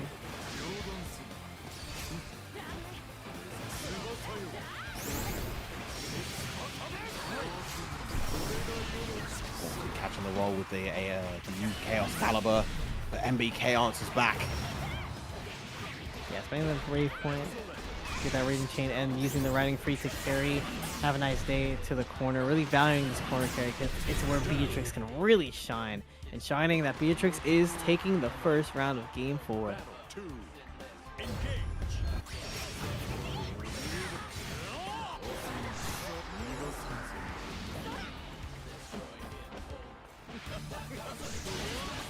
Wow, catching the extended hurt box with the DP right there. Nice poke there, and catching that break counter attempt here, but okay, we got the reactions on the dive kick. Useful DP coming out from MBK. With the far medium. Wow, anti-aired the H Unisonic with the 6XL. That's hilarious. Alright.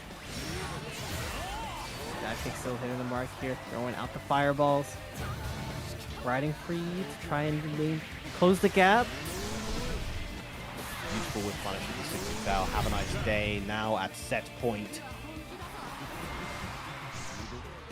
Battle 3. Engage. And let's see if Havaniceday is going to take it home against the Beatrix. Yeah, there's a little bit of a frame trap on the riding free, just going for the DP as the under.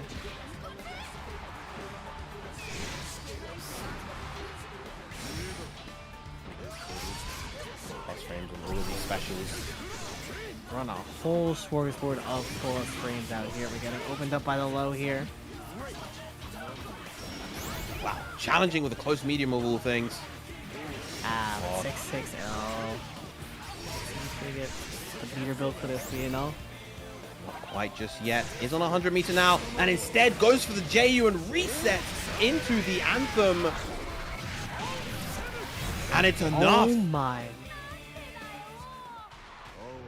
The power of the raw command grab SBA taking out MBK and allowing Havaniceday to advance into the grand finals.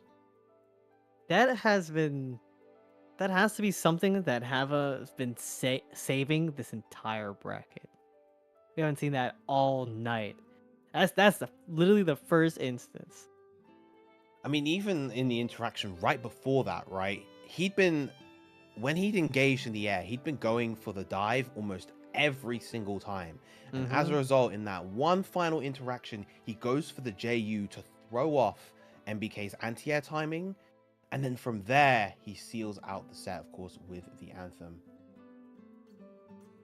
Truly a very excellent play. Just saving that peach for the last moment there to make our way back to the grand finals. Now we will have our grand finals between Coach Steve on the winner's side and Havaniceday coming in from the loser's side.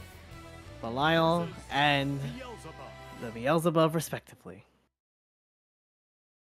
Quite the sinister top three we've had so far. Two Belials and the Beelzebub.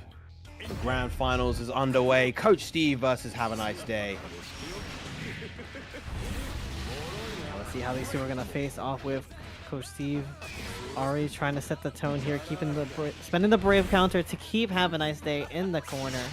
And ooh, out of the range from the DP, so we're going to see that nice whiff punish. Yeah, so that's something that Hava has been doing a lot against his opponents. He's been using those DPs at the point where they would kind of continue their pressure at relatively safe stages, but Coach Steve instead chose to disengage, gets the reverse dive, and gets the corner as a result. Yeah, but let's see if we can keep it here. Coach Steve's playing on the defense, but getting opened up by the H dive kick. Link into the Chaos Legion, that's going to be a lot of damage, and all that BP drain as well. Suddenly, even though it was looking so in Coach Steve's favor before, he's now one hit away from losing the first round. Let's see, will the clutch factor of Havaniceday come to play Coach Steve here?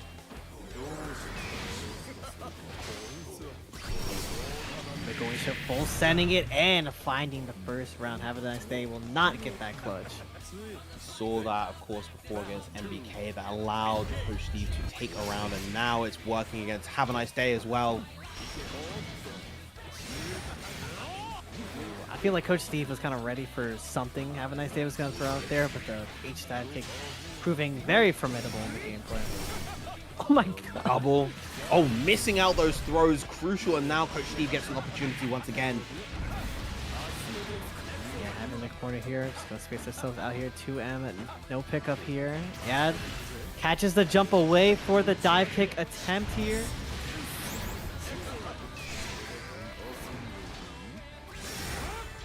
Be mindful of plenty. Oh, doesn't block the JU, but still gonna be fine. There's the Anthem, and it's gonna catch Coach Steve. 0 BP. This might outright KO as it is. And it is. Smelt it coming. When it was gonna come, only Havaniceday knew. Oh man, yeah. Pretty good chance to go through the fireballs, but having to hold that one. These fireballs aggressively coming out from Havaniceday right now. Oh.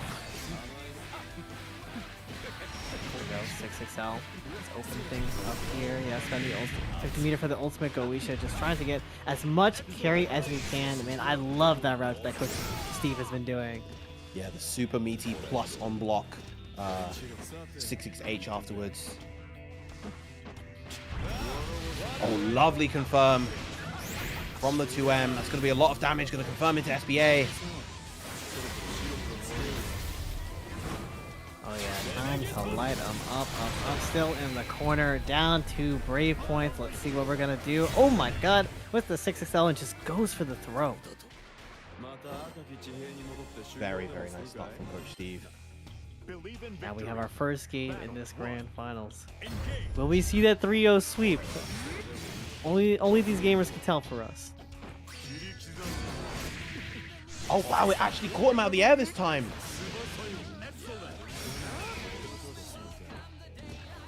Coach Steve trying to air. Havaniceday just jumping back. They're really looking for a pickup here, but we do find a nice pickup here from the heavy.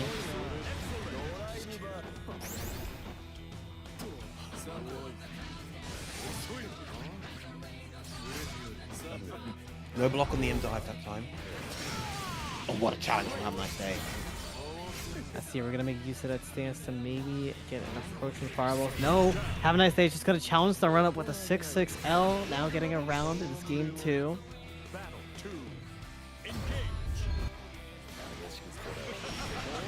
Okay.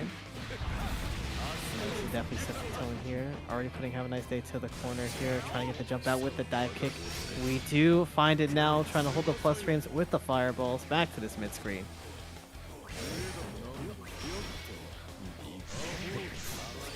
Great spot dodge. Coach Steve still having a bit of a hard time properly challenging these dives.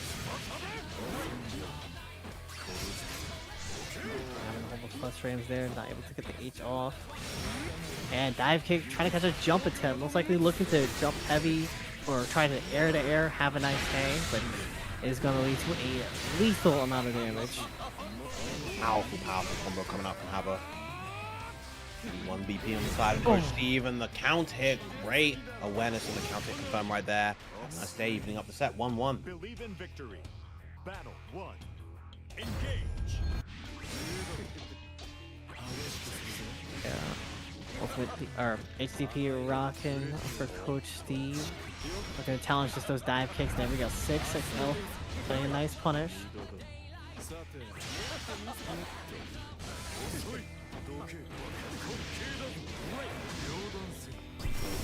Alright, the fireball, but we're at the 50 meter for it only not to hit the board here, but here we go. This is a very nice opener. 6H. Again, CK dive just on defense, but that time the 5U able to work. Alright, trying to space out that jump heavy out. Very good to not get smoked by anything coming up, but here we go. We got an SBA coming up right for you here. Steve just trying to cut out Havaniceday's avenues of escape, just trying to suffocate him and keep him pinned, and does so beautifully to take the round right there. Alright, now moving on. So Steve looking to close up this game number 2. Man, 6-6H to start the round, and already having the corner against Havaniceday. Coach Steve is definitely loving this here. Yeah, guard crush having the BC out. Coach Steve just kind of ramping things up, and at a much faster pace than what we were seeing before. Oh, too early on that spot dodge. It's best to try to roll against Karma right there. Get behind, and the Anthem exploding out, taking the BP. Not going to get the kill, obviously, but still puts Havaniceday in a great position. Yeah, gotta let it sing here. The fireballs there is a challenge, but ooh, that H dive kick still being the bane of everybody's existence tonight. It's such a good option, and always has been for Beelzebub. Battle 3. Engage. Yeah, still being the one to open things off with. L not able to find a big confirm. Lovely to punish on the dash light this time. Steve gonna go for that maximum corner carry once again. There we go, guard crush, having to spend the BP to not stay stuck in the corner. Doesn't watch his toes there. All of a sudden, just both players taking it much slower. Uh-oh, air unblockable. No, big punish. You walk on up though. Position.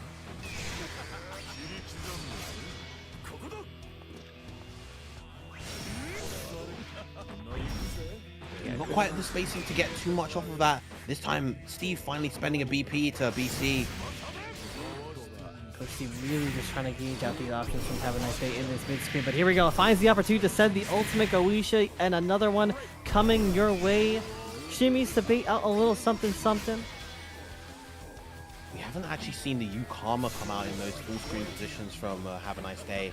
He hasn't even really been going much for the Chaos caliber either. The 5U once again. Oh, what a challenge, but no conversion.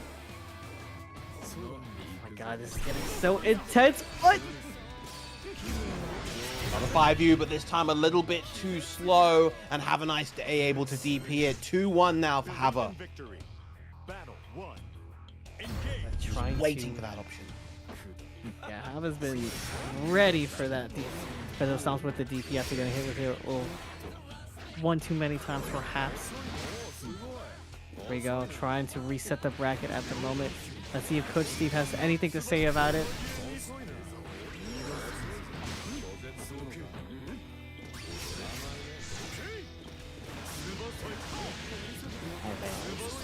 Just creating this wall, but finally Coach Steve finds an opening, and a big one at that with the U Fireball. But immediately Havaniceday not having any of it. Yeah, the H-Dash doing so much, and here we go. Oh my goodness, you are near death very shortly. But here we go. Wow, but again, like Coach Steve is trying to bait around stuff like the DP and other reversals, but that TK dive, so powerful. That is the option that I think Coach Steve is really going to have to work around in order to be able to win this set. And he's going to have to figure out very fast if he doesn't want this bracket to reset. There we go, the DP though whiffing, getting a 6-6L punish.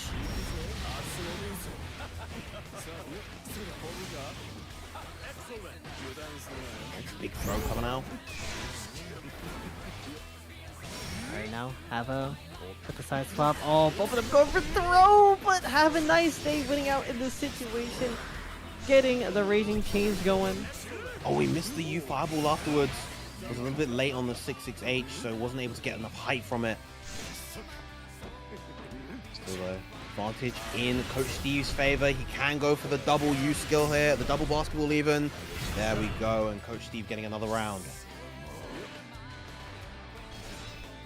Let's see, Coach Steve, if we can close this game, number 4 out, not wanting this to go to a reset.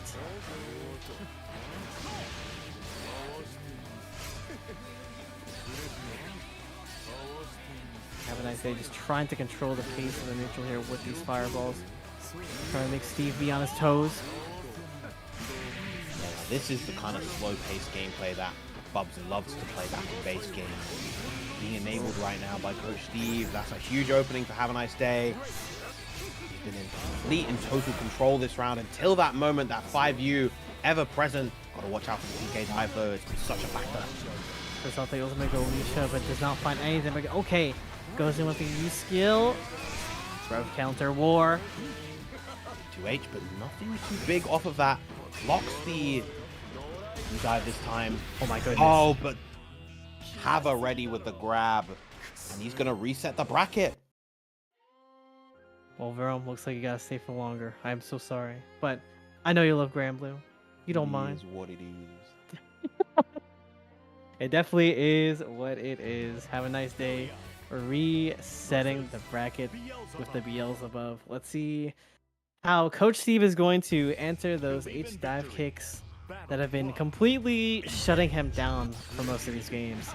I said that the round start counted 6XL is always something that you want to be seeing if you're a Belial player. Yeah, getting opened up low, teleporting right in your face. Give with the aggression in the plus frames, trying to jump away, but the heavy gets you. All those plus frames. The U Asmodeus the second time actually not catching the dive. Yeah, interesting option, but I guess it does not work out.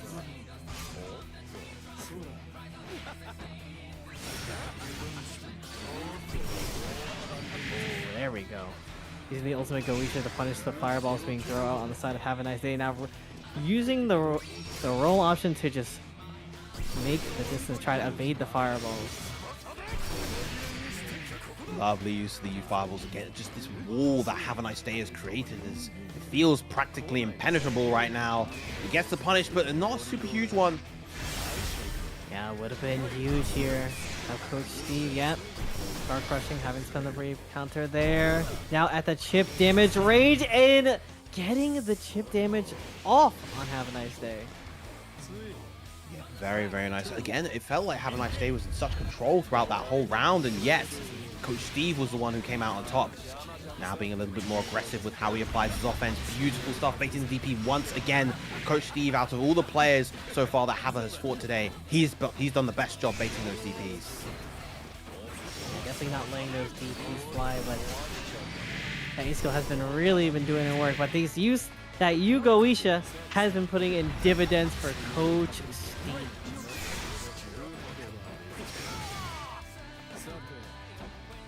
Tough right now for Havaniceday. Oh, gets the U-Fireball. That's going to be an easy combo to take the game of the first game of the second set. Shades, set 1. Battle 1. Yeah, Shades of set 1 indeed. Now we're going to see if Havaniceday has that adaptation, that veteran adaptation with Granblue that we've been seeing all night to combat against Coach Steve.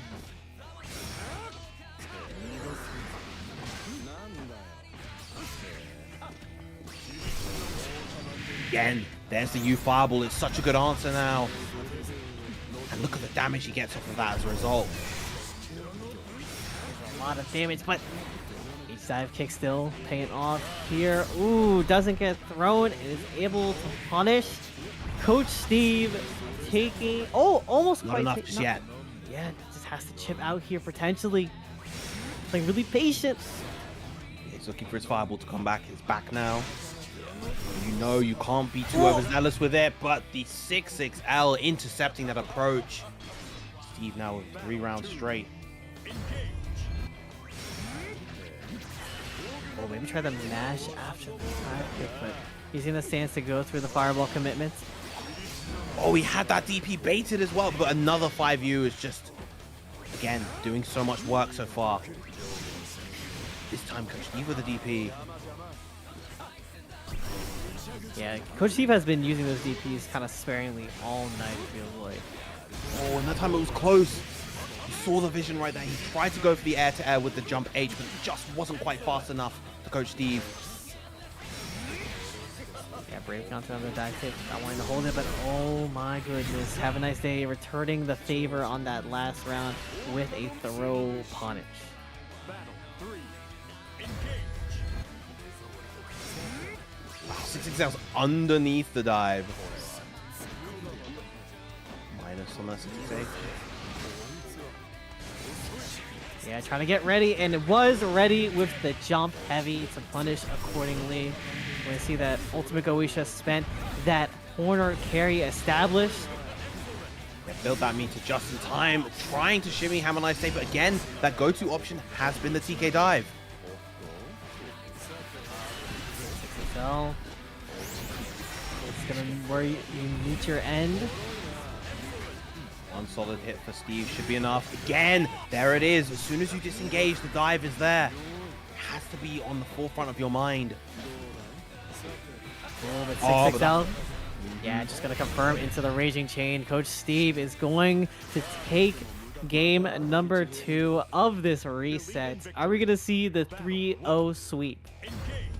We've been seeing so many crucial little adjustments from Coach Steve so far, but the one he hasn't been dealing with well, of course, is that EX dive. Big catch on the jump right there at the very least. Great pick up with the jump heavy. Brave counters to still keep this corner, and oh goodness, Havaniceday getting the side switch and getting another throw in on Steve. Big cell once again. Again, just this is the Belial Express going to take you all the way to the corner, or near enough with the SBA. 1 BP, Havanice's name as well. Scary situation. Alright, tries to wait out an option there with the jump up. Still just trying to maintain that distance, being aware of that H dive kick that has been a thorn in Coach Steve's side this entire set. That was a huge pickup right there. Gonna get the Chaos Legion. Still able to drain the BP from that distance. And now, suddenly, we have an even game. And next interaction would do it for both characters here. And the low sweeps up, and Havaniceday is able to pick up. Yeah, so that, of course, is kind of a cheeky sequence. It does effectively frame trap as well as beating DPs from that position as well. Or it can present the threat to beat DPs. Oh, too late on that spot dodge, unfortunately. This pressure just piling on again. Got to roll through those. Over 668. Pretty good opener, but not able to take it the whole mile. I know Havaniceday looking to definitely go the distance here. Wow, with punishing the JU with the EX dive, it's a full combo to get a game on the board. Havaniceday keeping himself alive. Is this going to be the game that Havaniceday has the momentum for to carry on to another game, or will Coach Steve be able to close this out? 3-1. Very interested to see the adjustments that's going to be made, but oh my goodness! I cannot believe that went behind right there, and Coach Steve able to get a full combo as a result. Teleport to get right on out of the corner. Tried, and actually just a little bit too far as well. These neutral jump JH seem to be the answer for Steve right now. Yeah, not ready the first time, not far enough to get the combo, but far enough to get the second one going right into the SBA here. Yep. One more hit will do it. Yeah, Havaniceday spending that last brave point. That 100 meter is available. Coach Steve's gonna have to be aware of that. Oh wow, this punishes the 2M with the 6XL. Gotta be mindful again, the JH, there it is. But no big punish on the H dive kick here. Could be getting a little scary here. Oh, what a down, but yeah, he finds to confirm. Yeah, beautiful challenge right there from Steve. Now at tournament point.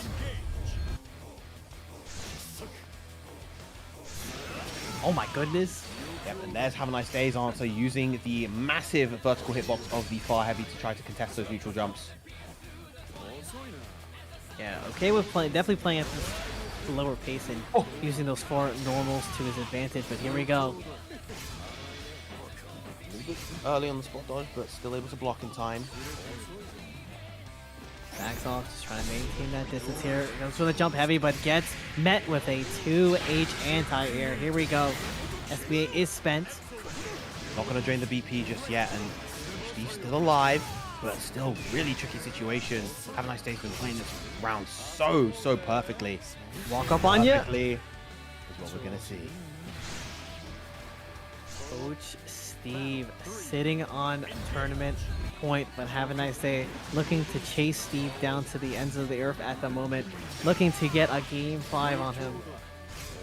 Suddenly just injecting this aggression is Havaniceday, wanting to keep Coach Steve pinned. There's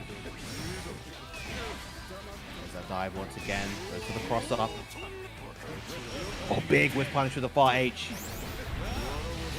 There we go, taking things all the way to the corner here. Let's see, he's backing off, trying to bait out a little something. Yeah, tried to bait out the dive. There it is. Big whiff punish that time. That's going to be a huge combo for Coach Steve. Yeah, especially getting the SBA off here. Yeah, you have no brave points, so this is going to do an incredible amount of damage. And I really like the decision to keep the 2 brave points from Coach Steve. Havaniceday challenging right there.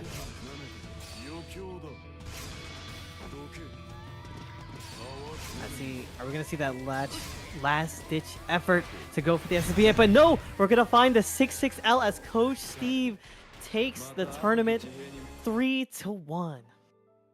Very, very good stuff right at the end from Coach Steve, and I know this is going to be quite a meaningful win for him.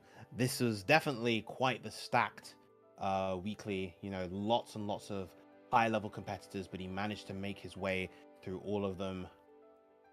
Incredible stuff. And Havaniceday, of course, hard-fought battle coming out from him too. You know, made quite the little losers run, you know, taking out TenuredMule, Sharkz, MBK, and even getting the bracket reset versus Coach Steve as well. Coach Steve able to lock in and take grand finals. Yeah, the Beelzebub certainly looking like a foe to watch out for everyone watching tonight, and the people that have played against the Havaniceday Beelzebub in bracket. I know if you're Coach Steve, winning this tournament feels pretty damn good, especially going towards bigger tournaments coming up. I don't know if he's going to beach episode, but for those of you who are going to beach episode in the chat, good luck. I will see you there. It's going to be an amazing time, but I know we've all been having an amazing time here, but sadly, it's going to have to come to an end. Viram, thank you for staying up so late and joining us tonight. We really appreciate you, and we appreciate everyone in chat for coming on out. Indeed, indeed. It has been an absolute pleasure. I'm definitely going to be getting some sleep after this, but yes, thank you everybody for coming through, and we shall see you next time. Is there anything else you'd like us to shill before we leave, Impurist? The only thing I'll say, it's pinned to the top of the channel. Signups are already open for next week. So if you're a new viewer thinking of entering, I saw some people saying they were thinking of getting into the game. Here, sign up early. Submit your connection test early, please. We connection test everybody before bracket. And yeah, that's pretty much it. Thank you to everybody who came out, everybody who played. If you got top 3, please make sure to join the Matcherino. And yeah, that's pretty much it. I'm gonna send everybody over to Majin Obama because his stream title cracked me up. But yeah, we'll see you next week most likely. And thank you so much, Snivy and Viram. Viram especially, I know it's like 4 a.m. there, or like 4:30 at this point. So I'm gonna send everybody over to Obama, and we'll catch you next week. All right. Take care, everybody. Have a great night. See ya.